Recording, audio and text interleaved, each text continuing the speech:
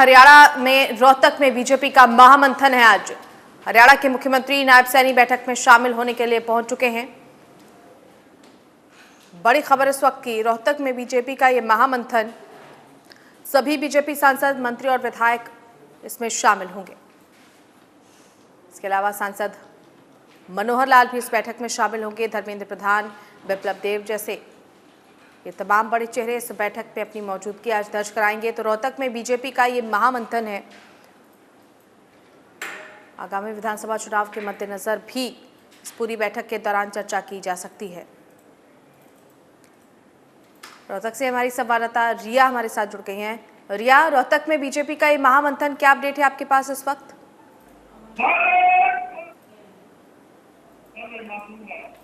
Hello रिया, आप तक आवाज पहुंच रही है मेरी? रिया, आप सुन पा रही हैं हमें? चलिए, अभी तक संपर्क नहीं हो पाया, दोबारा संपर्क करने की कोशिश करेंगे। तो फिलहाल बड़ी खबर यही कि रोहतक में बीजेपी का महामंथन है। प्रदेश प्रभारी, चुनाव से प्रभारी, ये सभी बैठक में मौजूद रहेंगे। इसके अलावा सांसद मनोहर लाल, हरियाणा के मुख्यमंत्री नायब सिंह सैनी और बीजेपी के तमाम बड़े चेहरे इस बैठक में मौजूद रहेंगे।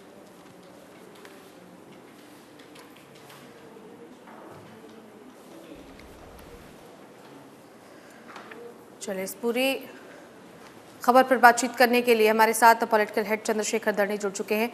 चंद्रशेखर जी, रोहतक में ये महामंथन है, इस महामंथन में क्या कुछ अहम बातें हो सकती हैं, क्योंकि विधानसभा चुनाव भी बहुत नज़दीक है, और रोहतक को क्यों चुना गया इस महामंथन के लिए? क्योंकि रोहतक अगर हम देखें एक तरीके से तो भूपेंद्र सिंह हुड्डा का भी गढ़ माना जाता है। तो तमाम गढ़ों और किलों को ध्वस्त करने की रणनीति में क्या बीजेपी अब जुट रही है?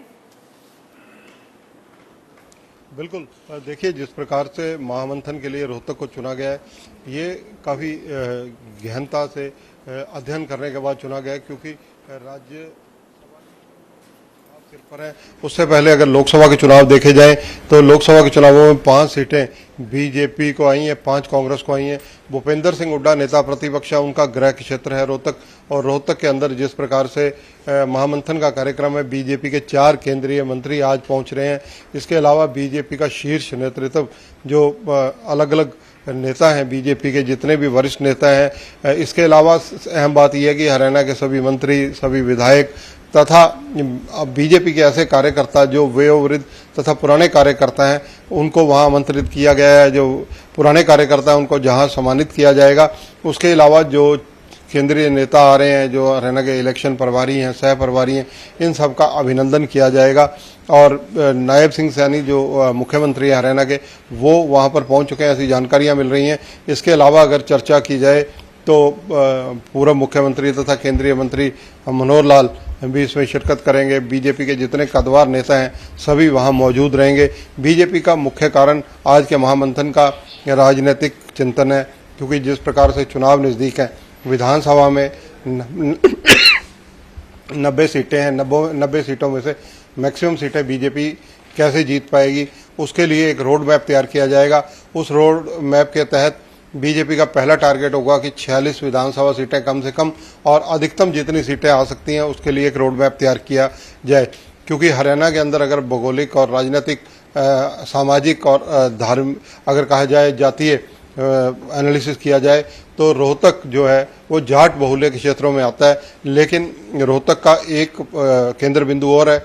डॉक्टर मंगल सेन बीजेपी के दिवंगत नेता हैं, उनका गृह क्षेत्र है, वो वहाँ से कई बार विधायक रहे हैं।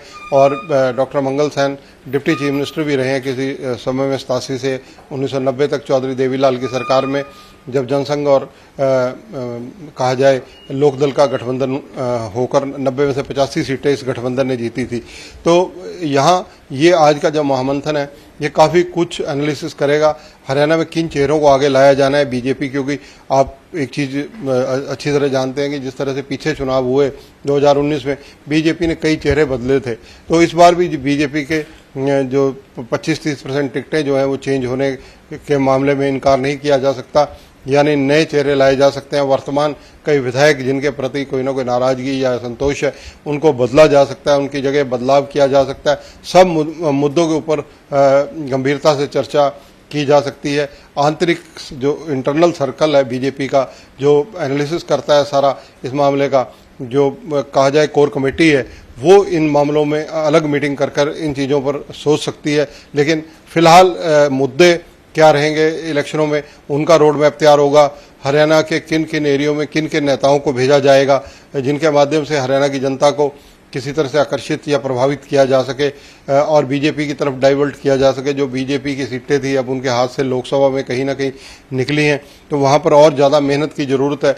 ये सब चीज़ों का मंथन आज किया जाएगा। जी निश्चित तौर पर चंद्रशेखर जी, और जिस तरीके से बीते दिनों हमने देखा कांग्रेस की उथल पुथल के कारण किरण चौधरी जैसे बड़े चेहरे पार्टी में शामिल हुए, अब किसको क्या भूमिका दी जाए ये भी देखना बहुत दिलचस्प होगा, क्योंकि यकीनन कुछ उम्मीदों और आकांक्षाओं के साथ लोग पार्टी में शामिल होते हैं। आने वाले वक्त में जैसा आपने कहा कि बहुत से ऐसे विधायक हैं जिनके खिलाफ असंतोष है और जनता में नाराजगी है, उनको रिप्लेस करना भी एक बड़ी चुनौती रहेगी बीजेपी के सामने, क्योंकि जो लोग बाहर से आए उनको एडजस्ट करना और नेताओं को रिप्लेस करना, उनकी जगह नए चेहरों को लेकर आना, ये भी अपने आप में एक बड़ी टेढ़ी खीर है पार्टी के सामने। देखिए, ये ज़्यादा चुनौतीपूर्ण इसलिए नहीं है क्योंकि बीजेपी ने जिस प्रकार से लोकसभा में आप देखें कि कई चेहरे बदले, तो बीजेपी ने 2019 के चुनावों में विधानसभा में कई चेहरे बदले थे, कई की टिकटें कटी थी और कई नए चेहरे आए थे। तो ये जो बीजेपी की कोर कमेटी है, हाई लेवल की कमेटियां हैं और जो सर्वे करती हैं, सारी करवाती हैं, क्योंकि बीजेपी के सर्वे कई स्तर पर होते हैं, 7-8 स्तर पर होने वाले सर्वे की रिपोर्ट क्या आती है, किस व्यक्ति के पक्ष में है, किस व्यक्ति के खिलाफ है, उसी आधार पर जनाधार जिसका ज़्यादा होगा उसकी तरफ ये झुकाव जाएगा। लेकिन सार्वजनिक रूप से होने वाले आज महामंथन में भले ही ऐसी चीज़ें डिस्कस नहीं होंगी, लेकिन ये जरूर डिस्कस होगा कि रोड मैप क्या रहेगा, किस एरिया का जातीय समीकरण क्या है, वहाँ पर किस जाति का कैंडिडेट उतारा जाए तो बीजेपी को फ़ायदा मिल सकता है। जैसा आप अभी जिक्र कर रहे थे कि किरण चौधरी, अभी हाल ही में श्रुति चौधरी, ये लोग शामिल हुए हैं बीजेपी में। बीजेपी और भी कुछ नेताओं को आने वाले दिनों में दूसरे दलों से किनारा करवाकर बीजेपी में शामिल कर सकती है। चुनाव हैं विधानसभा के हरियाणा के, इसमें आना जाना तो लगा ही रहेगा, कोई बीजेपी में आएगा, कोई बीजेपी से जाएगा, इस तरह का सिलसिला लगातार देखने को मिल सकता है। गौरतलब है कि इस मामले में चौधरी वीरेंद्र सिंह लोकसभा चुनावों से पहले जो केंद्रीय मंत्री रहे हैं बीजेपी के द्वारा बनाए गए थे और उन्हें कांग्रेस में 42 साल कुछ नहीं मिला था, लेकिन 10 साल बीजेपी की राजनीति में केंद्रीय मंत्री बने, तो वो भी बीजेपी का किनारा कर कर कांग्रेस में गए थे। ये आवागमन राजनीतिक दलों का चलता रहेगा। कुछ लोग बड़े चेहरे बीजेपी की तरफ आ भी सकते हैं और बीजेपी का प्रयास है कि और लोगों को अब बीजेपी की तरफ लाया जाए और जो जिताऊ कैंडिडेट हैं, जो विजयश्री दिला सकते हैं जिस विधानसभा से, उन पर बीजेपी फोकस करेगी। जी बहुत धन्यवाद चंद्रशेखर जी आपका इस तमाम बातचीत के लिए। तो हमारे साथ पॉलिटिकल हेड चंद्रशेखर धरनी जुड़े हुए थे, विस्तार से उन्होंने जानकारी दी है कि आज रोहतक में ये महामंथन है पार्टी के तमाम बड़े चेहरों का।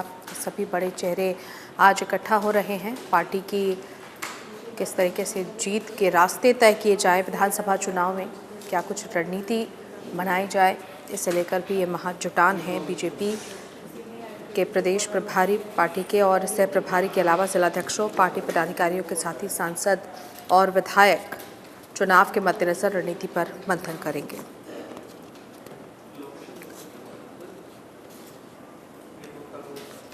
आपको बता दें, प्रदेश चुनाव प्रभारी और केंद्रीय मंत्री धर्मेंद्र प्रधान, प्रदेश चुनाव सह प्रभारी विप्लव कुमार देव समेत तमाम बड़े चेहरे मौजूद रहेंगे।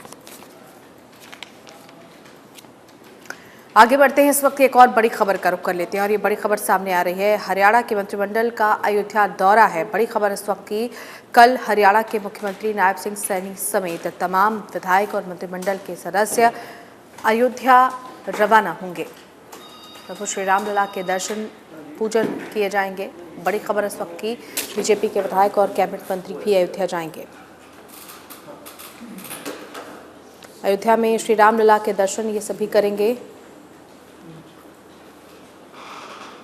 हरियाणा के सीएम नायब सिंह सैनी समेत बीजेपी के तमाम विधायक और मंत्रिमंडल के जो सदस्य हैं वो सभी अयोध्या के लिए कल रवाना होंगे।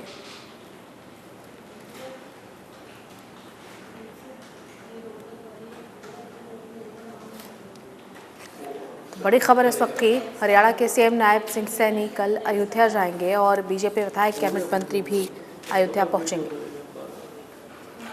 अयोध्या में श्री राम लला के दर्शन करेंगे हरियाणा के सीएम नायब सिंह सैनी और कल मंत्रिमंडल के तमाम सदस्यों के साथ वो अयोध्या के लिए रवाना होंगे।